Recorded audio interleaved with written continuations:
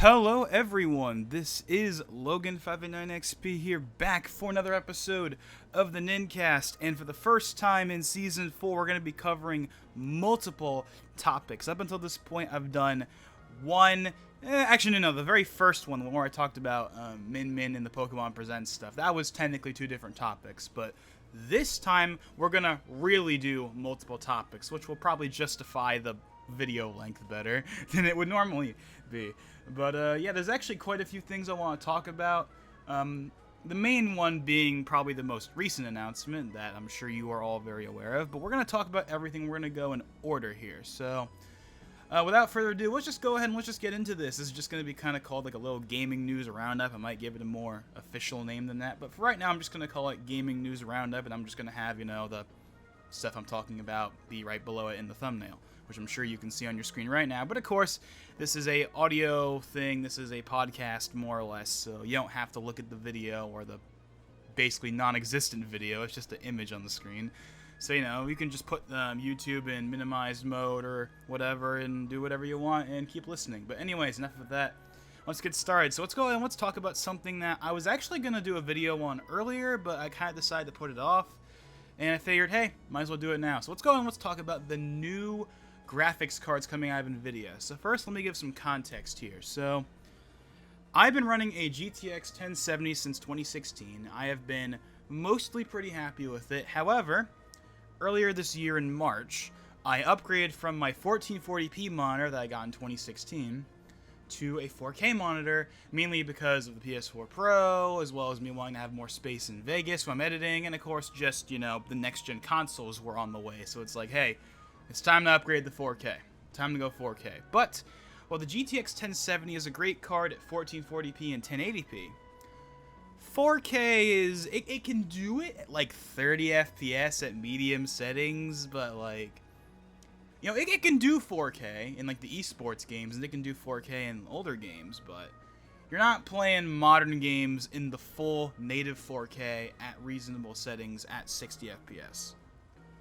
That's just what it is, and that's fair enough. The card is 4 years old, and if you want to be even more technical, it's like 5 years old, because the 1070 is effectively just the 980 Ti, which came out in 2015. And that card back then was touted as being a 4K beast, but that was back in the early days of 4K when it wasn't as mainstream.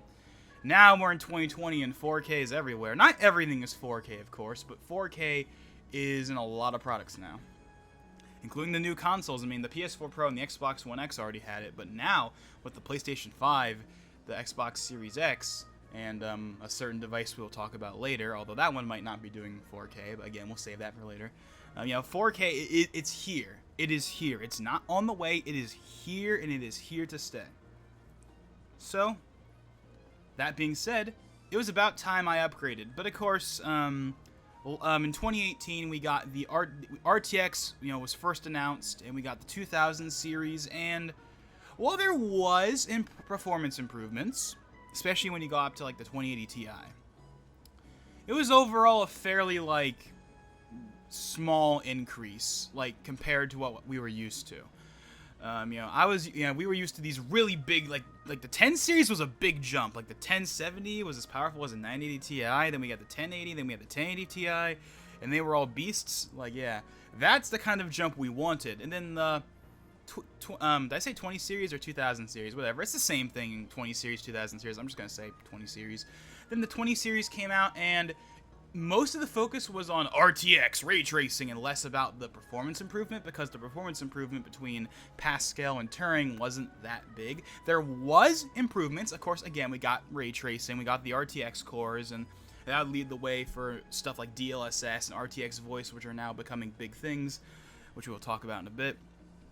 But I think the biggest thing, to me at least, personally, that the Turing architecture brought and the 2000 series / 20 series brought was actually the new NVIDIA encoder that made streaming look a lot better than it does right now if you stream on a Pascal or older card. Maybe not a lot better, but it definitely looks better. It looks a lot closer to if you're using X264, for example, in OBS, which I have not really been able to do because I'm running a 7700K. And while that CPU is still going just fine for the most part, I do want to replace it with Zen 3 when it comes out. I was actually going to upgrade it to Zen 2 last year, but I put it off because I wanted to upgrade to it, but it just wasn't, I just didn't. That's all I can really say. I can't really explain it more than that. But Zen 3 is going to be coming out later this year, probably in like October. I'm not sure what the latest rumor on that is. I believe it's either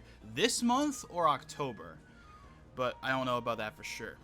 And then we're also supposed to get, on a similar note, we're supposed to get the new Navi cards, Big Navi as everyone's calling it, like that's supposed to really compete with NVIDIA. And there's speculation that for the first time in a while, AMD might really be putting up a legit fight against NVIDIA this time. Because here's the thing.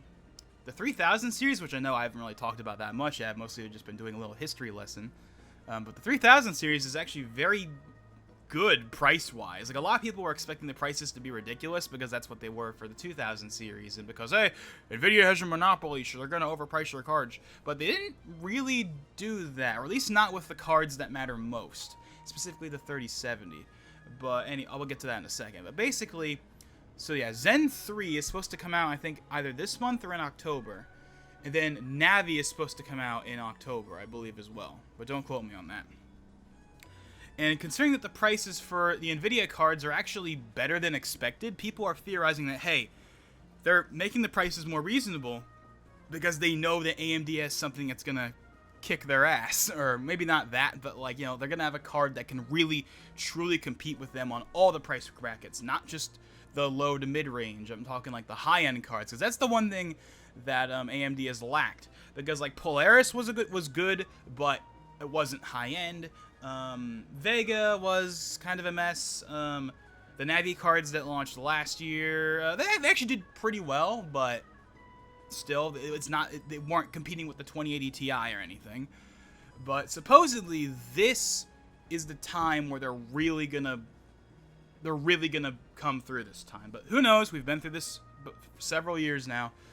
Who knows? I mean, I'm sure that the Navi cards are going to be good cards, but are they going to be good enough to warrant buying over NVIDIA? That's the question. Now, of course, there's going to be the people that want to have a full, like, you know, they want to have a Team Red build, they want to have Ryzen and Navi, they want to have the full AMD system, or they just want to stick it to NVIDIA because they're overpricing, and fair enough, I guess. I mean, that's the main reason why I haven't upgraded my card yet, is because I don't want to spend $500 for a card that's not even that much faster than what I already have. But now, with the 3000 series, we have improved ray tracing, we have an improved NVINC, I believe, we have 8K 60 FPS HDR recording in that NVINC, so 8K capture cards can now realistically be a thing, although both Turing and supposedly even Pascal support 8K 30. But I don't know. I mean, considering that, I don't know, maybe it does. I can't test that, of course, because I don't have an 8K display or anything like that. But supposedly it can do that. But I think and 8K is going to be a feature here. We'll get to that in a second. But yeah, 8K 60 FPS HDR encoding on the NVINC. Hopefully there's also continued improvements to the, like, you know, streaming like there was with Turing, where, like, it looks even, like, it looks, maybe now it looks literally exactly the same as if you were doing X.264 on, like, Medium or whatever. And it's like, because Medium X.264 is kind of like the thing that a lot of people want to reach for. Like, slow if you really got the power, but Medium is like the sweet spot. That's like the best, like, quality to performance ratio that you basically do for streaming. If Turing already came, I think Turing was at high, but if Ampere, which is the architecture for these new cards, if that can reach the same, like, if that can reach medium, then X.264 encoding will be officially obsolete. Like, you could argue it's already obsolete, but it would be literally completely dead in the water if the Ampere NVINC can do that. But either way, the Ampere NVINC will support 8K 60, so that means in a couple years from now, when Elgato, AverMedia, and the like start releasing their 8K capture cards, and yes, they're going to do 8K capture cards. You can argue that they're going to be completely pointless, but they're going to do them because even if the current consoles, as in the new ones, as in PS5 and Series X, aren't really going to be doing 8K, we're going to probably get revisions, halfway through the generation that will do 8K, and they're going to want 8K capture cards for that. But that's a thing that's not happening for a couple of years. But speaking of 8K, let's talk about the prices for all the cards. So first, let's start at the bottom. The RTX 3070, the card that I am eyeing right now, because it's the perfect replacement for the 1070, because it does the exact same thing the 1070 did. The 1070 was the previous flagship, but cheaper and faster. What is this card? The previous flagship, but cheaper and faster. The 2070 was weaker than the 1080 Ti, but the 3070 is faster than a 2080 Ti, plus the new NVINC, plus HDMI 2.1, and plus better ray tracing performance because it has the second gen RT ray tracing cores. Tensor cores, I should say. That's the name for the ray tracing cores, RTX cores, whatever you want to call it. So that is awesome, and that's got a lot of like 2080, and there's been memes all over the place about the 2080 Ti buyers like rushing to eBay to get rid of their cards. Oh no, my card's not worth that much anymore. I gotta get rid of it while it's still worth something. Because like before the 3070 and all the other cards were announced, the 2080 Ti's were going for like $1,000 because that's what the card costs. But now that we got a card that is better and faster for half price, everyone's rushing to get rid of their 2080 Ti's while they still can and still recoup a decent amount of cost. So that's kind of funny, actually. But yeah, so basically the entirety of the previous lineup is obsoleted because now the 3070 is $500 and it's better than the 2080 Ti in every way. Except I think it might have less VRAM, which is a point of contention because the 3070 only has 8 gigs of VRAM. Now, I've been using 8 gigs of VRAM in my 1070 just fine. It hasn't been a problem, but I've seen talk of, hey, is that going to be enough for next-gen games at 4K? And we'll see. However, there are rumors, which are probably true at this point, about that there's going to be versions that have higher amounts. So that's what I'm probably going to do. I'm not going to get a 3070 on launch because, one, I'm broke, and second, I have other priorities right now. But when the cards come out, they may have the increased RAM, sorry, not the increased RAM, the increased memory or not. But chances are I'm probably going to end up waiting until 2021 because I need to get the PlayStation 5 because that's my main priority, although that might also have a wrench thrown into it because of something we'll talk about later. But yeah, so I need to get the PlayStation 5, so that's going to be taking up all my money right now. But in 2021, I'm going to get myself a 3070, probably one that has at least 10 or 12 gigs of VRAM if that's available and for a reasonable price because, well, I'm sure I probably would be okay with 8 gigs. I feel like that wouldn't be enough of an upgrade. Like, hey, I already have a card that has 8 gigs. So give me like 10 or 12 gigs. And that's another thing too, is the 3080, which is $700 and is twice as fast as a 2080. This is going to have 10 gigs of VRAM with GDDR6X, which the 3070 only has 8 gigs of GDDR6. That's also been kind of a hot topic, so to speak. And then we have the big boy, the big beefy boy, quite literally in every sense of the word, the brand new GeForce RTX 3090 with a whopping 24 gigs of VRAM. Also GDDR6X like the 3080. And this is the first card that NVIDIA is touting as doing real 8K gaming. And while obviously we don't have stuff from, Gamers Nexus or Hardware Unboxed or any of the other websites or channels. We don't have any independent, sources yet. But according to the NVIDIA website, it looked like holy crap, this card really does do 8K. This isn't just a tacked on feature like it kind of was for the 980 Ti, where the 980 Ti, it could do 4K at like 30 FPS in some games, but it was mainly a 1440p and 1080p card. But no, oh no, the RTX 3090, that's a legit 8K card. In fact, I'm going to look it up right now, so apologies for hearing me type on the keyboard. I'm going to go to the website right now. Now, of course, for a card this big and beefy, and for a card that can do 8K gaming, like legit 8K gaming, obviously the price Like, okay, the price for the 3070 and the 3080, fine. But the price for the 3090, ooh, you're gonna need some. Now this is where you're gonna need to have some deep pockets. You thought the 2080 Ti was expensive? You thought the Titans were expensive? Ladies and gentlemen, allow me to introduce you to the $1,500 RTX 3090 Founders Edition, at least. But that probably just means that the other ones are going to be more expensive anyway. But that's right, this card costs $1,500. That is, I think that might be more expensive than a Titan. I think Titans are even less than that. However, here's the funny thing though. There's a reason for this.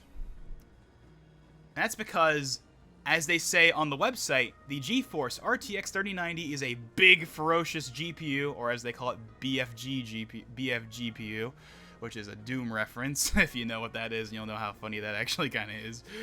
With Titan-class performance. So basically, the 3090 is not the 80 Ti replacement, although I think it also is the 80 Ti replacement, but there's also rumors of an 80 Ti coming. But basically, they're just releasing the Titan under the GeForce name. That's what this is. They're just releasing the Titan earlier and under the GeForce name by resurrecting the 90 branding. They haven't used 90 since like the GeForce 600s, like since like what architecture was that? Since Kepler. They have not used the 90 series name since Kepler, which was like 2013, 2014. So yeah, they have not used the last card I think that had the 90 on it was the 690. I don't think there was a 790. There was a 780 Ti, but there wasn't a 790. And then of course 9, 10, 20, even 16, the kind of in between like budget thing. So yeah.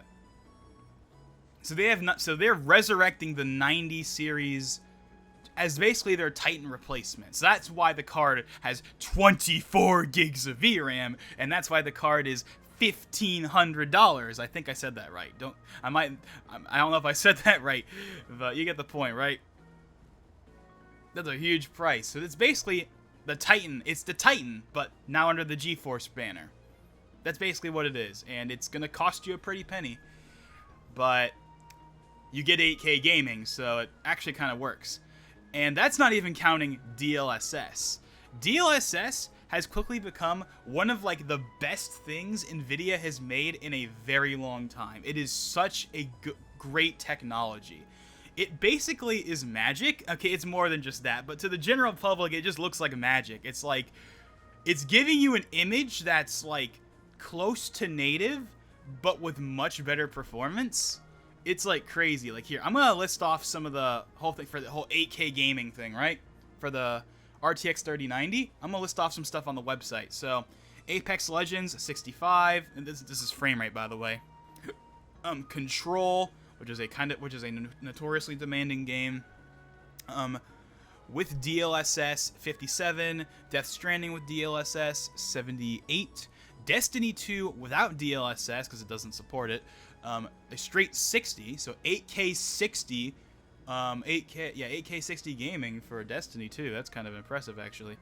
Enlisted, I've never heard of that game, but I'm sure it's something notable, or else they wouldn't put it on here. 101 FPS with DLSS. Forza Horizon 4 without DLSS, 78. Rainbow Six Siege, 72. Rocket League, 106. Wolfenstein Youngblood, which does support DLSS, 74. World of Tanks, 95. World of Warcraft, 73.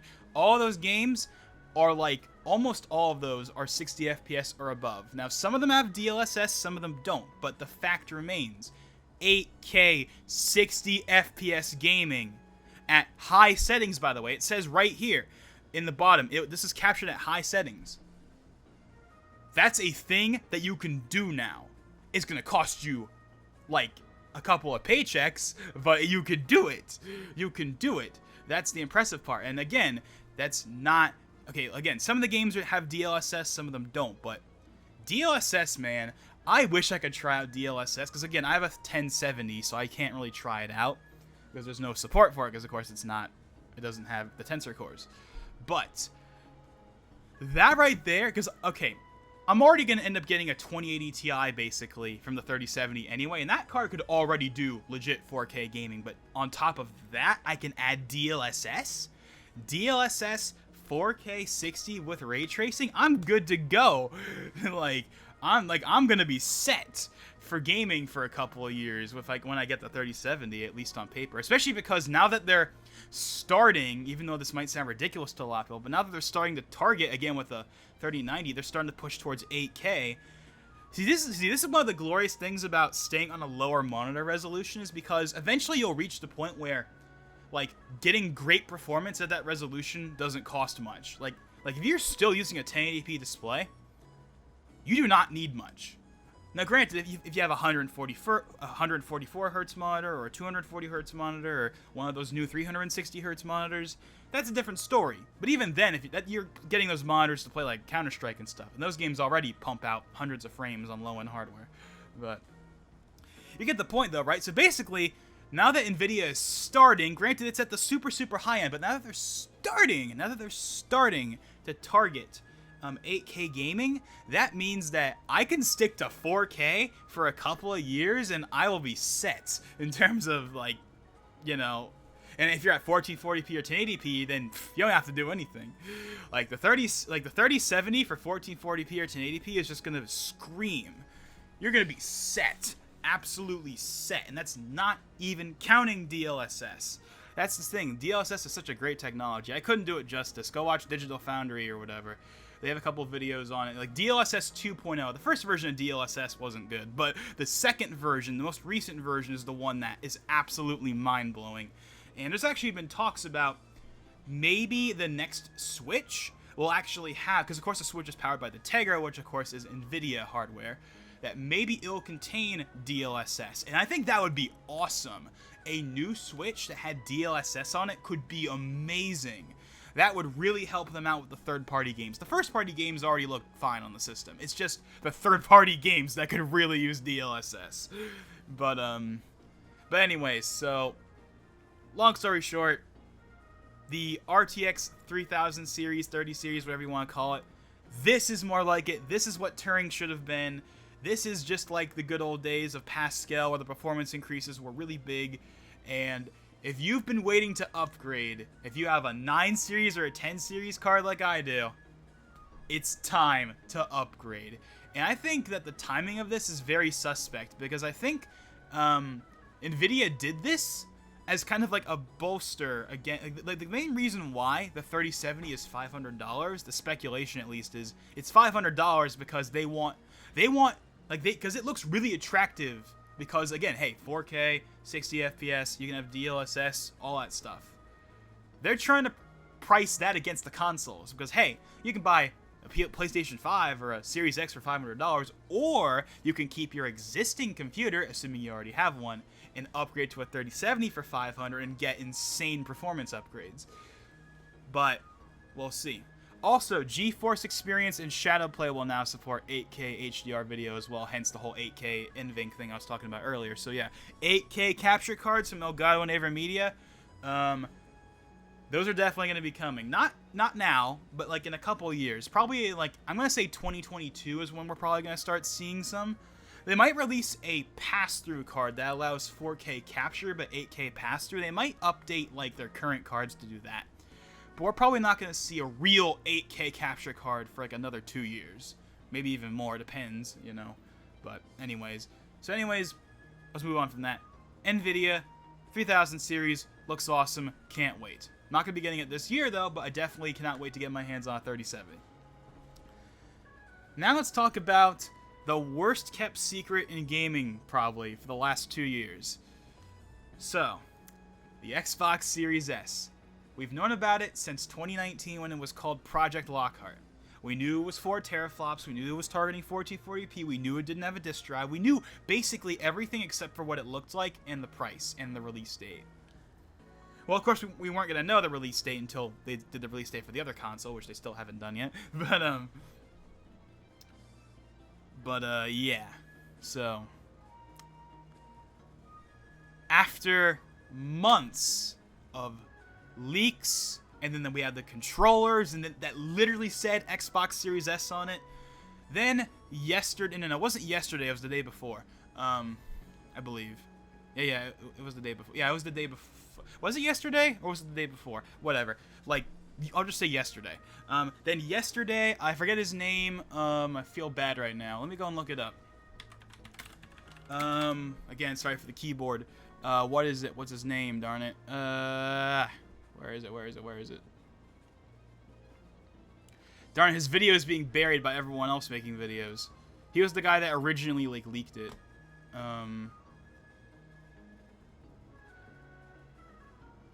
Oh my god, I can't find it. Wow, what? Let me type in leak. Let me see if that lets me find it.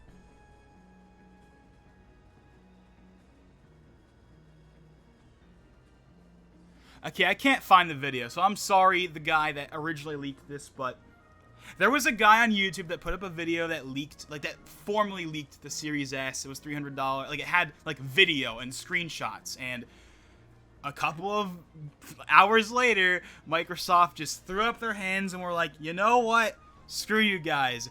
You've already known about this for 2 years. We have tried our damnedest to put it off. We can't do it anymore. Screw it. We're just going to announce it. And then on Twitter, they were just like, well, I forget what exactly they said, but basically it amounted to, hey, look, we're going to make it official. Xbox Series S, $300. It looks like a speaker coming out in November. Yeah, that's a whole other thing. So let's talk about the form factor of the Series S, because, of course, that's been a huge speculation point. I feel like that's been talked about more than the specs, because it's like, hey, we know what the Series X looks like. What's the Series S going to look like? And a lot of people were really attached to the cube design. I was as well, even though I think we all knew at the end of the day, it wasn't going to look like that nice little cute cube. But in a way, it took from that. Or at the very least, in a way, it's kind of like that. But point is, we know what it looks like, and it's basically the Series X. Like, you know how the GameCube looking design was like the Series X, but it was half height? Well, now it's basically, so instead of it being shorter, now it's thinner on the sides. So, but it's still smaller, but it's also like half as thin. I don't know. Point is, the design actually does make sense, even if I would have preferred the cube design. But I get the idea behind the design. But there is one, and I like the design for the most part, but there's one thing about it that I'm not really a fan of, and people have already been making memes about it. And that is the fact that the grill for the fan is black when the rest of the console is white. It looks really weird.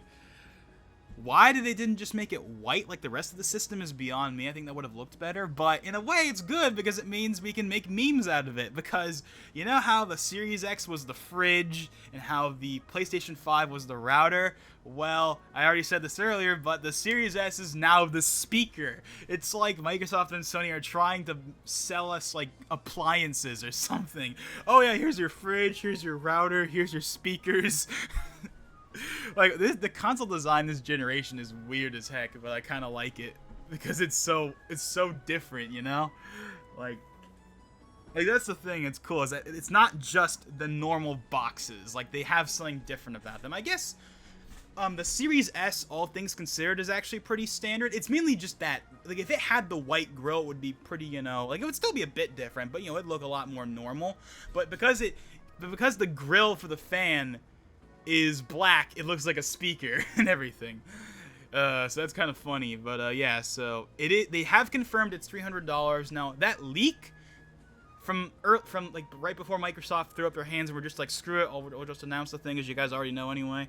The leak said, yeah, $300 for the Series S and $500 for the Series X. Now, Microsoft did not confirm that the Series X was $500. But they did confirm the Series S is $300, which probably means the Series X is indeed $500. Which means that technically Microsoft is the one that shot first, because as we all know, Microsoft and Sony have been in this big like battle for the last couple of months where they're all like, you go first, no you go first, no you go first, no you go first, in terms of the pricing, because they don't want to go first, because they don't want to take the backlash for the price being so high, even though we all know the price is going to be like $500 anyway. I don't understand why they're putting it off. Actually, no, I know why. We know us, you know, enthusiasts or people that follow gaming news 24/7, we know what the console is going to be priced at. We know it's going to be like $500. But the general public that doesn't follow this stuff, they don't follow gaming news all over the place, they don't follow every leak or whatever. They just go on Twitter or Instagram or whatever, and they just see news. They don't follow it, but they just see news because people talk about it. That is what they're worried about. They're worried about the general consumer, not people like us. The general, regular consumer that doesn't pay attention to this stuff 24/7 and is not obsessed with it like we are. They are the people that they're worried about. Because if people are going to see a $500 or supposedly even $600 price tag, and they're going to be like, ugh, $600, and then we're going to have the PS3 fiasco all over again. But now that Microsoft has shot first by announcing the Series S being $300 and being a next-gen console, and by the way, everything that we all knew the Series S was going to be was confirmed, because they put out a bit later, like I think this morning, they actually put out the official like Series S video, which was indeed from that leak from earlier, and they did, you know, and basically, yeah, no disk drive. They confirmed 1440p at 120 FPS is like kind of the ceiling for the console. So again, the whole 1440p is kind of the target, which is good, because I mean, if I'm being real here, they probably could have done just 1080p and that probably would have been fine because it is the lower end console. But I really feel like the Series S being at least 1440p is a much better idea than it being 1080p, because I feel like having a next-gen console, even if it had everything else that makes it next-gen, but just having it be only 1080p I think would have been kind of weird. But no, so now we got Series X is 4K and Series S is 1440p. That is confirmed. That is awesome. And of course, it has all the stuff from the other console. It's got the fast SSD. It's got, you know, the velocity architecture. It's got all that stuff. The same. It's just the graphics card. It's what we've known for a long time now. It's the same console, just smaller, without a disk drive, and it runs at 1440p instead of 4K. Outside of that, it's the exact same. And that's why this console, as I said in that video I did a little while ago about the Series S, like a month or so ago, that's why this console is going to sell. $300 next-gen console that's, quote, basically the same thing, but just 1440p instead of 4K. That's going to sell. That's going to fly off shelves, because newsflash, not everyone cares about 4K. I love 4K, but not everyone cares about 4K. Not everyone wants to pay that price just to play at 4K. Maybe they don't have a 4K monitor. Maybe they have just a regular 1080p TV store. Maybe they even have a 1440p monitor like I used to have. This console is going to be great for that. Plus, again, the Series S is going to really appeal to those that were going to buy a PS5 no matter what. But now they can have a Series S at like a cheaper price as like a secondary console for Game Pass and stuff. So I think that would definitely... So yeah, the Series S is looking to be very, very strong, and it is indeed coming out in November. I do not remember if they said a specific release date, but they did confirm November, which we already knew for the Series X. But yes, the Series S will be launching same day. We don't know the day officially, but it's rumored to be, I believe, November 20th, which is very interesting because that coincides with our last topic for this video, and that is something that no one saw coming. So, you know how a couple of days ago we had the Mario event, which also came out of nowhere as well, but we've known about the collection for a very long time now. So when we got it announced, it was like, yep, it's here. Cool. Well, back then I said, okay, this is probably it. This is going to be their, like, quote, holiday title, even though it's not really a holiday title, but it's basically their holiday title. It's this, Pikmin. They've kind of just been like, you know what? Our stuff isn't ready yet. We're just going to do this and focus on 2021 stuff, and that was just going to be the end of it. Nintendo said, hold my Triforce, because this morning, okay, so I'm going to give some more context here. So I went to bed at like 6 a.m. Normally I go to bed at like 2 or 3, which is already staying up somewhat late, but then again, it's like I don't have anything else to do. I don't have school or anything right now, so that's just what I do, right? So I just like stayed up because I was working on because I was updating some thumbnails for the secondary channel, yeah, if you look on the secondary channel, aka the channel that you're listening to this on right now, you'll see that I've updated a bunch of the thumbnails for the VODs and stuff to make it more like in line with the other stuff. But anyways, I'm getting off track here.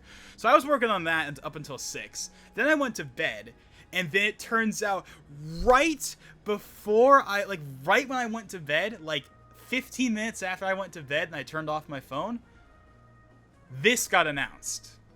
And I know this because when I woke up this morning, and by this morning I mean like 3 p.m. I woke up at like 3 p.m. I'm recording this at 5:33 p.m. by the way, just for context.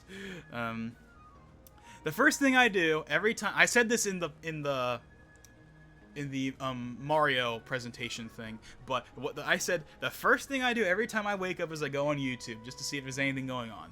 And the first thing I saw was Hyrule Warriors Age of Calamity, and I'm like, wait, what? What's this? Because it was like what? This was completely unexpected. There was no rumors, nothing. It just dropped. Nintendo didn't do anything. They literally it's literally Cloud. This is literally the equivalent of Cloud, where there was no build up, no anticipation, no leaks or rumors or anything. They just dropped it, and it like kind of shattered the world. Okay, it's not quite on the level of Cloud, obviously, but you get my point, right? Like, there was no leaks. We didn't know about this. This isn't like the remasters where it's been rumored for like a year. This isn't like that. We've known about this. We haven't known about this at all. This completely came out of nowhere, left field completely. And the game looks pretty good. So yeah, when I woke up and saw that, I of course rushed out of bed, recorded a quick little reaction, and now I'm doing this video. So yeah, but so let's talk about it. So first things first, this game, the first thing I noticed when I first saw the thumbnail is that this looked like Breath of the Wild. Now, that might be an understatement, but what I mean by that is it's literally Breath of the Wild. It's not an imitation of it. It's literally Breath of the Wild. It didn't look like even though it was called Hyrule Warriors, it didn't look like Hyrule Warriors at all. It literally just looked like the Breath of the Wild engine. It looked like it was a screenshot from Breath of the Wild. So then I watched the video. And yeah, this game looks really interesting because Nintendo looks to be doing the exact same thing ATLUS did with Scramble. A game that I have talked about plenty of times here on Twitch and YouTube and whatnot about how I'm really annoyed that they won't announce it for the West already. But I'm not gonna talk about that again because there's nothing else to really say about it at this point. It's just waiting, and that I really do feel is going to be coming out in 2021 at this point, which is unfortunate, but it is what it is. But you know what? It doesn't matter anymore. If ATLUS wants to take their time with Scramble now, that's fine, because now I got this to hold me over. Well, that might sound weird to call this game a holdover, because it really isn't. It's way more than just a holdover, but you get my point, right? Now it's like, okay, we're not getting Scramble, you know, the sequel to Persona 5, that's way more than just another Warriors game. Well, now Nintendo's giving us the prequel to Breath of the Wild. That's, again, like Scramble, it's much more than just another Warriors game. Well, I don't know if it's going to be to the same extent, but the impression I got from the video was that this is going to be just like Scramble, where it's a Warriors game, but it's not just a Warriors game. It's going to be a lot more in-depth than that. It's going to have more mechanics taken from the original series. Like how in Persona 5 Scramble, they have the Persona abilities and the Showtime attacks and all that stuff. They have all that stuff, right? And the all-out attacks and whatnot. They have all the mechanics from Persona in Scramble on top of the regular, you know, Warrior-style gameplay. This is doing the same exact thing. They're incorporating elements of Zelda into the Warrior-style gameplay, and they're going to have a real, actual story that's not just kind of that's not just there. Like, this is literally the Zelda equivalent of Scramble. How can this not be exciting? It's literally Persona 5 Scramble, but for Breath of the Wild. how can this not be good? But what I want to know is, why did they take so long to announce this? See, this makes me feel like they really were going to have all this. Like, I said this in the previous discussion when I talked about the Mario stuff, but it really feels like all of this was supposed to be in the E3 Direct, and then once they canceled it, they just decided to split it up because reasons. Like, or all of it. Origami King, Pikmin 3 port, Min, the Mario stuff, everything was supposed to be in that. Shin Megami Tensei, all of this stuff was supposed to be in that presentation, and they decided to split it up. Which has been, of course, to the ire of many, but hey, it's here now, so I'll take it. And I was not expecting this at all anyway, so I'm pretty happy with it anyway. So yeah, the game is called, Hyrule Warriors Age of Calamity, which is really funny because this was kind of one of the names people were joking about. It would be like the actual next game, Breath of the Wild 2 would be called, like Age of Calamity or Calamity of Ganon or whatever. And hey, look, they actually used the name. So that's kind of funny. So yeah, the game takes place 100 years prior to Breath of the Wild. So you know that time span in the game that you hear of and that you kind of see, but not really, we're gonna get to experience for real this time. And as I said before, this game I'm pretty sure is just running on the Breath of the Wild engine. This is not like Scramble where it runs on like Koei Tecmo's engine and they just skinned it to look like Persona 5, because while it mostly works, if you compare like Persona 5 or Royal to Scramble, you compare the character models, you'll notice how the ones in Scramble are quite a bit more light on the skin, and the shading is kind of different, but it's mostly the same, but it's still different. No. Hyrule Warriors Age of Calamity is not like that. It doesn't look like Koei Tecmo trying to make it look like Breath of the Wild. It literally looks like they're just using the same engine, which I think they actually might have confirmed it uses the same engine in the video, because there's a part which again reinforces the whole it's basically Scramble but for Zelda thing, where it's going to be more than just another Warriors game, where they said, unlike the original Hyrule Warriors, we're working closely with Nintendo on story and gameplay and the graphics, which is why I think they are using the same engine. Like, basically, yeah, this is a real game right here. This is not just another Warriors game. This is like Scramble. It's a real game that a lot of people are looking forward to. Like, honestly, that's kind of all the rest I have to say is it's basically Scramble, but for Zelda. That's all that has to be said. And it's coming out November 20th, the same day as the Series S and the Series X are supposedly coming out on. That is extremely interesting. But yeah, so Age of Calamity. So honestly, I don't have too much to say about it because we just got a reveal for it, so we don't know too much about it. Oh, hold on.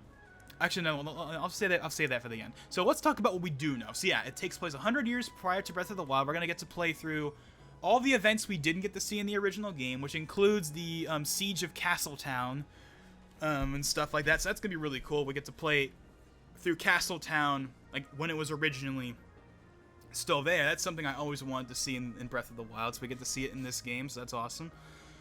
And you get to play as all of the warriors, including the champions. So you get to play as Link, all of the champions, so Mipha, Urbosa, Revali, and Daruk.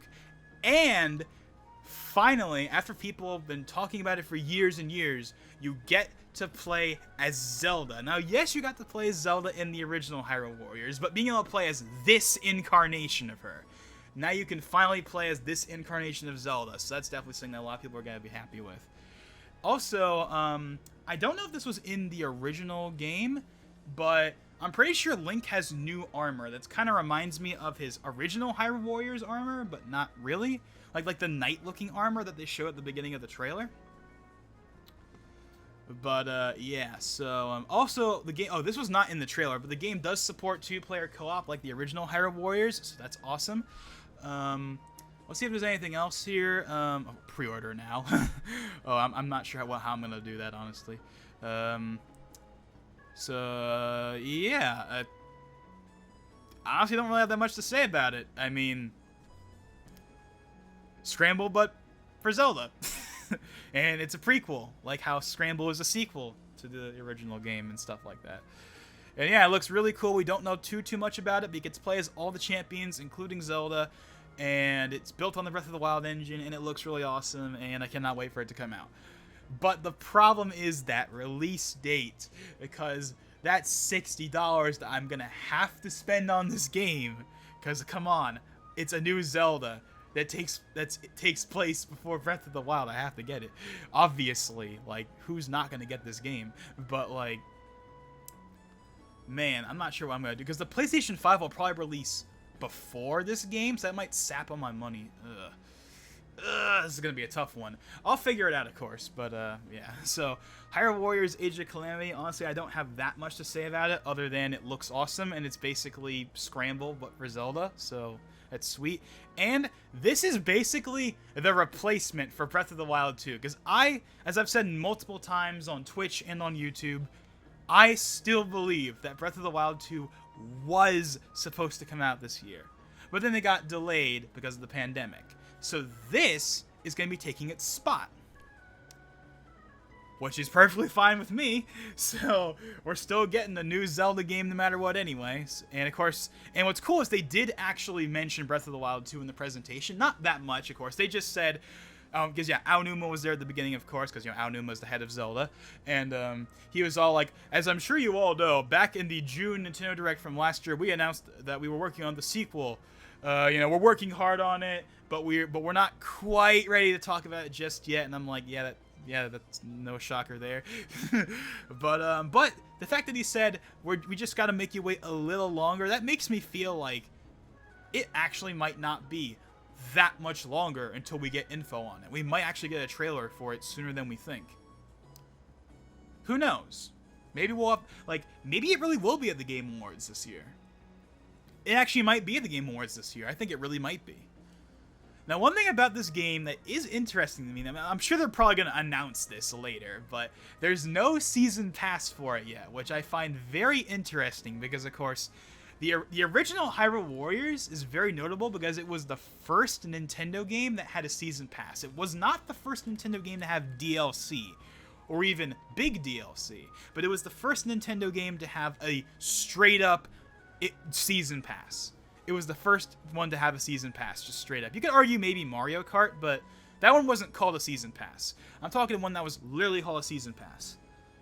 It was the first one to have a season pass, and of course, Breath of the Wild had a season pass. Therefore, this game is going to have a season pass. In fact, I'm willing to bet they're going to have Breath of the Wild 2 stuff in the DLC that we don't know about yet, because of course we don't know anything about Breath of the Wild 2 yet, for the most part, outside of that first trailer. I guarantee you that the season pass, which they're going to announce eventually, there's no way there's not going to be one. I guarantee you when they announce the season pass, they're not going to say it initially, but I guarantee you something in that season pass is going to be from Breath of the Wild 2. I guarantee it. There's no way it won't, especially when I think Breath of the Wild 2 is going to be coming out like you know, next year and stuff. It would make sense to have it, you know, tie in and whatnot, especially when the Hyrule Warriors DLC actually went on for a good amount longer than some of the other DLCs do. Now, there was one last thing I was gonna say. What was I gonna say, darn it? Yeah, so actually, no, I don't think I really have anything else to say. I mean, yeah, Hyrule Warriors Age of Calamity, it's the prequel. It's like Scramble in the sense that it's a, quote, real game. Like, it's not just a Warriors game. And I liked Hyrule Warriors. I even liked Fire Emblem Warriors, although to a lesser extent, mainly because it wasn't about Zelda. But I still like that game. So obviously this is going to be a really cool game. And yeah, so I guess that's all I really have to say. So yeah, Hyrule Warriors Age of Calamity. Looks really awesome. Can't wait to get it. Hopefully I'll have money for it. I actually just pre-ordered 3D All-Stars yesterday, so now it's like, oh boy, now I gotta pre-order another game. But, you know, I gotta get this. So, what do you guys think about all this? Are you excited for the RTX 3000 series, or the Series S, or Age of Calamity, or something else even for that matter? Let me know down in the comments below. And with that being said, this is Logan589XP, and I will see you guys next time.